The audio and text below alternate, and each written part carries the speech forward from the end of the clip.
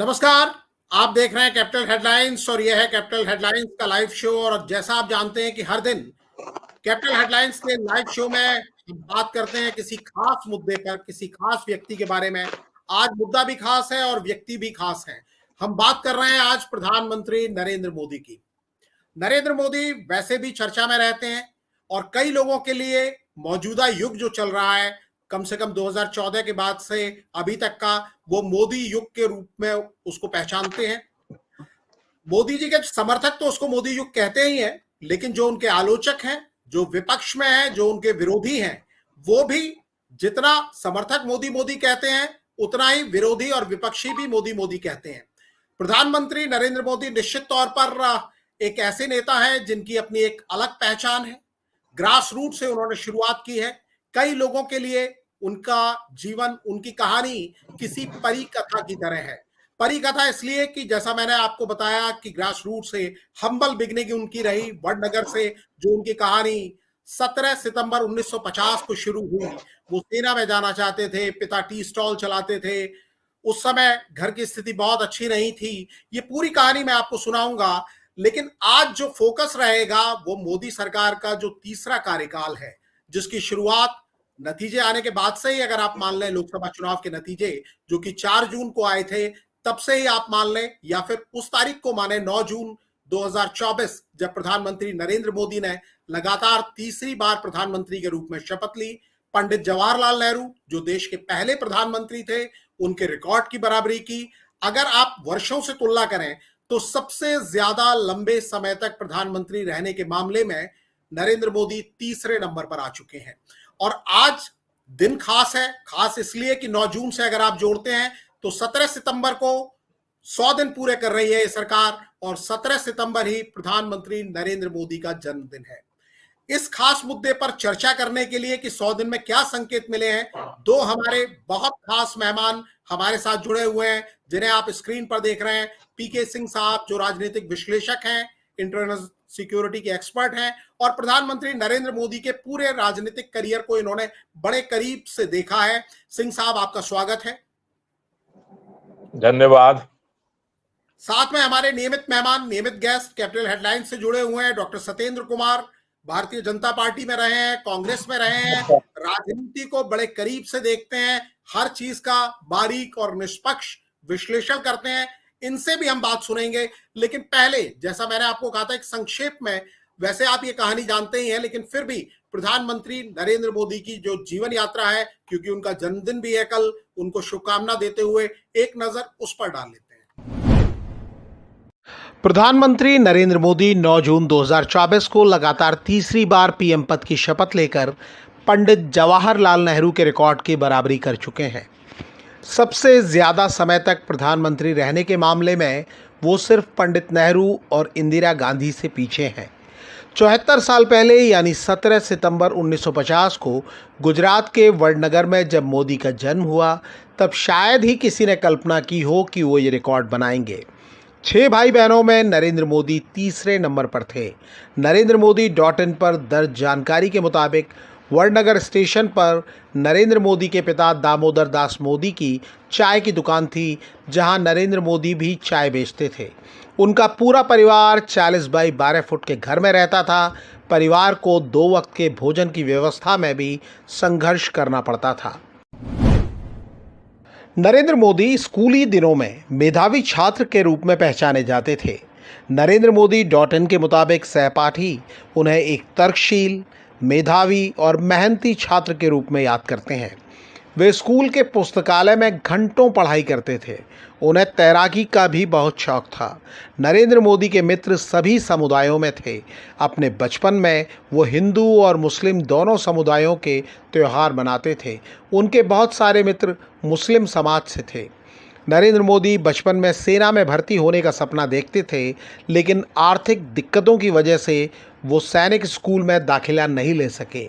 इसके बाद उन्होंने आध्यात्म, मानव सेवा और देश सेवा को लक्ष्य बना लिया। 1971 में वो आरएसएस में शामिल हुए। इंदिरा गांधी ने पीएम रहते 1975 में देश में इमरजेंसी लगाई। उस समय नरेंद्र मोदी की उम्र 25 साल थी। उस समय बनी गुजरात लोक संघर्ष समिति में वो महासचिव बने और भूमिगत रहते हुए काम किया। अगस्त 1979 में मोरवी में मच्छू नदी का बांध टूटने की वजह से 25,000 लोग बह गए। उस समय उन्होंने राहत काम में हिस्सा लिया और कुशल संगठनकर्ता की पहचान बनी। 1984 के किसान आंदोलन और 1990 में लाल कृष्ण आडवाणी की रथ यात्रा के समय ये पहचान और मजबूत हुई। 1996 में मोदी को गुजरात से बाहर पहले हिमाचल और फिर हरियाणा की जिम्मेदारी दी गई, जिसे उन्होंने बखूबी निभाया। अक्टूबर 2001 में वो गुजरात के मुख्यमंत्री बने।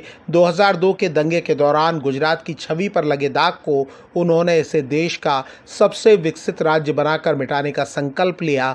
इसके बाद गुजरात मॉडल पूरे देश में लोकप्रिय हो गया। नरेंद्र मोदी ने गुजरात में 2002, 2007 और 2012 में विधानसभा चुनाव जीतकर अजय होने की अपनी छवि पुख्ता की। 2014 के लोकसभा चुनाव में उन्हें बीजेपी ने पीएम पद का चेहरा बनाया और पहली बार पार्टी ने अकेले दम पर बहुमत हासिल किया। चुनाव में नारा था, अब की बार मोदी सरकार। मोदी ने 26 मई 2014 को पहली बार पीएम पद की शपथ ली। वो देश के ऐसे पहले पीएम बने जिनका जन्म आज़ाद भारत में हुआ। साल 2019 में मोदी की अगुवाई में बीजेपी ने 303 सीटें जीती और लगातार दूसरी बार पूर्ण बहुमत हासिल किया। इस बार नारा था, एक बार फिर मोदी सरकार। साल 2024 में मोदी और बीजेपी अब की बार 400 पार के नारे के साथ चुनाव मैदान में उतरे। इस बार बीजेपी को पूर्ण बहुमत तो नहीं मिला, लेकिन मोदी एनडीए के सहयोगियों के साथ सरकार बनाने में कामयाब रहे। मोदी का सपना भारत को 2047 तक विकसित देश बनाने का है। प्रधानमंत्री नरेंद्र मोदी का सबसे लोकप्रिय नारा है, सबका साथ सबका विकास। उनकी सरकार की जिन योजनाओं की सबसे ज़्यादा चर्चा होती है उनमें प्रधानमंत्री जनधन योजना, स्वच्छ Bharat mission, make in India, प्रधानमंत्री उज्ज्वला योजना, आयुष्मान भारत, मुफ्त अन्न योजना, नल से जल और पीएम आवास योजना शामिल हैं। मोदी सरकार महिलाओं को आत्मनिर्भर बनाने के लिए भी कई योजनाएं चला रही है। जम्मू कश्मीर से आर्टिकल 370 हटाना, अयोध्या में राम मंदिर निर्माण, पाकिस्तान पर सर्जिकल और एयर स्ट्राइक और एलएसी पर चीन से निपटने को मोदी सरकार की कामयाबी के तौर पर गिनाया जाता है। अभी पीएम मोदी रूस और यूक्रेन के बीच शांति की कोशिश में जुटे दिखते हैं। विरोधी रोजगार के मोर्चे पर सरकार को घेरते हैं। वो विपक्ष के खिलाफ एजेंसियों के कथित दुरुपयोग और मीडिया पर कथित अंकुश को भी मुद्दा बनाते हैं। प्रधानमंत्री नरेंद्र मोदी की कहानी ज्यादातर लोग जानते हैं। ये सारी जानकारियां जो हमने जुटाई थी, ये NarendraModi.in से काफी जानकारियां ली। विपक्ष की जो हमने बात की, वो बात वही है जो मीडिया में लगातार आती है। आप खुद भी सुनते रहते हैं। 100 दिन का कार्यकाल पूरा हो रहा है 17 सितंबर को, और 17 सितंबर को ही प्रधानमंत्री नरेंद्र मोदी का जन्मदिन भी है। और अभी ये जो कार्यकाल चल रहा है, जिसमें 100 दिन पूरे हो रहे हैं, इस 100 दिन के दौरान सरकार का जो फोकस रहा है इंफ्रास्ट्रक्चर के ऊपर रहा है। रेलवे, सड़क, हवाई मार्ग, बुनियादी ढांचों को बेहतर करने के लिए सरकार ने 15 लाख करोड़ रुपए के प्रोजेक्ट को मंजूरी दी है। इसके अलावा 1 जुलाई से ही नए कानून, जो आईपीसी थी उसकी जगह 3 नए कानून आए हैं। बहुत सी चीजें और भी सरकार ने की है। कृषि के क्षेत्र में किसानों को जो सम्मान निधि दी जाती है, उसकी 19वीं किश्त दी गई है। इसके अलावा महिलाओं के लिए कुछ काम किया गया है, रोजगार के लिए काम किया गया है, जो सरकार गिना रही है। लेकिन इस दौरान अगर आप एक चीज को गौर करेंगे, प्रधानमंत्री नरेंद्र मोदी, जिन्हें एक अच्छा वक्ता माना जाता है, लेकिन तीसरे कार्यकाल जिसके लगभग 100 दिन पूरे हो चुके हैं, प्रधानमंत्री नरेंद्र मोदी इस बीच काफी चुप चुप नजर आए हैं, कम बोले हैं। जितना उनको आप मीडिया में बोलते हुए सुनते हैं, पहले सुनते रहे हैं दो कार्यकाल में, उतना इस बार उनको लोग नहीं सुन रहे हैं। और ये महसूस भी कर रहे हैं कि ये एक अंतर आया है तीसरे कार्यकाल के अंदर। प्रधानमंत्री ने आज खुद इसके बारे में बात की, मैं आपको सुनवाऊंगा। लेकिन मैं एक चीज और इंपॉर्टेंट बता दूं कि विपक्ष की शक्ति इस बार बढ़ी है। प्रधानमंत्री नरेंद्र मोदी और एनडीए अब की बार 400 पार के नारे के साथ चुनाव मैदान में उतरा था, उतनी सीटें नहीं मिली। भारतीय जनता पार्टी अकेले दम पर इस बार बहुमत भी हासिल नहीं कर पाई, 240 सीटें मिली। विपक्ष की ताकत बढ़ी है और विपक्ष की आवाज भी बढ़ी है, और लगातार विपक्ष प्रधानमंत्री नरेंद्र मोदी, उनकी सरकार के कामकाज को निशाने पर भी ले रहा है। इसके साथ साथ जो एक नया अंतर भारतीय जनता पार्टी के अंदर भी आप महसूस कर रहे होंगे कि पहले लगातार ये बात की जाती थी मोदी नहीं तो कौन, मतलब टीना फैक्टर की बात की जाती थी, there is no alternative of Modi. ये एक चीज बदली है और भारतीय जनता पार्टी के अंदर ही आप मीडिया के अंदर भी देखेंगे लगातार चर्चा हो रही है कि मोदी की जगह कौन ले सकते हैं। अभी 29 की ही बात कर रहे हैं, हालांकि भारतीय जनता पार्टी उससे जुड़े संगठन, मीडिया रिपोर्टों में बात की जा रही है, कोई अमित शाह साहब का नाम लेता है जो गृह मंत्री हैं, कोई योगी आदित्यनाथ का नाम लेता है जो उत्तर प्रदेश के मुख्यमंत्री हैं। नितिन गडकरी साहब का एक बयान आया कि उनको विपक्ष के किसी नेता ने ऑफर किया तो नितिन गडकरी का नाम भी तेजी से लिया जाने लगा और लगातार 2 दिन से 3 दिन से आप देख रहे होंगे कि चर्चाएं हो रही है। लेकिन इस बीच चाहे विपक्ष कुछ कह रहा है, अंदर कुछ बातें हो रही हैं। आरएसएस प्रमुख मोहन भागवत साहब ने भी जो बयान दिए जिन पर चर्चा हुई, तो ऐसा लगा कि कहीं ना कहीं प्रधानमंत्री नरेंद्र मोदी को निशाने पर ले रहे हैं। लेकिन मोदी साहब ने अभी तक कुछ नहीं कहा। हम अपने दोनों मेहमानों से बात करेंगे क्या संकेत 100 दिन में निकले हैं। लेकिन प्रधानमंत्री नरेंद्र मोदी जो आज गुजरात में थे, अहमदाबाद में थे, उन्होंने क्या कहा 100 दिन पर अपनी चुप्पी पर, एक बार आप वो सुन लीजिए। मैंने लोकसभा चुनाव के दरमियान आप लोगों को, देशवासियों को एक गारंटी दी थी।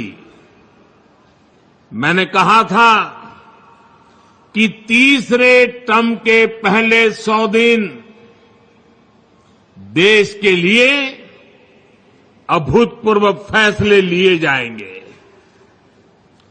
बीते 100 दिनों में मैंने दिन नहीं देखा, रात नहीं देखा। 100 दिन के एजेंडे को पूरा करने के लिए पूरी ताकत झोंक दी। देश हो या विदेश, जहां भी जो भी प्रयास करने थे वो किए, कोई कोर कसर बाकी नहीं छोड़ी। और आपने देखा होगा पिछले 100 दिन में न जाने कैसी कैसी बातें होने लगी। इस दौरान मेरा मजाक उड़ाने लगे।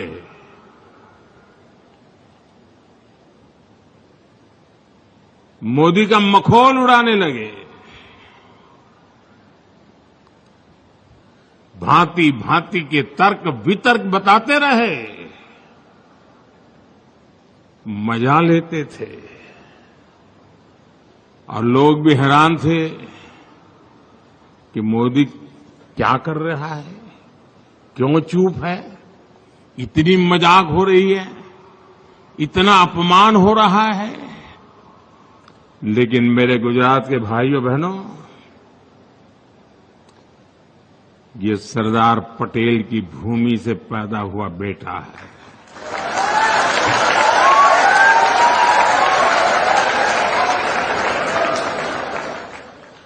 हर मजाक, हर मखौल, हर अपमान को सहते हुए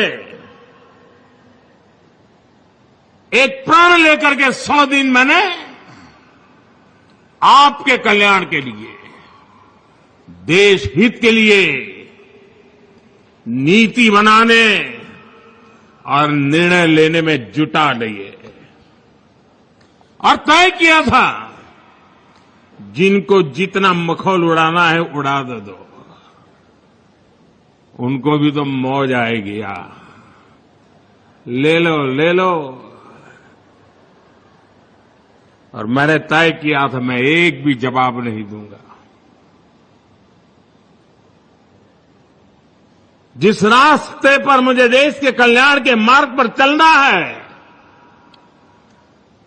कितने ही प्रकार के हंसी मजाक ठिठोरापन होता रहे, मैं अपनी इस राह से भटकूंगा नहीं। और आज मुझे खुशी है कि उन सब अपमानों को पछाते हुए 100 दिन के इन निर्णयों में देश के हर नागरिक, हर परिवार, हर वर्ग के कल्याण की गारंटी पक्की हो गई है। इन 100 दिनों में 15 लाख करोड़ रुपए से ज्यादा योजनाओं पर काम शुरू हुआ है। चुनाव के दौरान मैंने 3 करोड़ नए घर बनाने की गारंटी देश को दी थी। इस गारंटी पर तेजी से काम हो रहा है।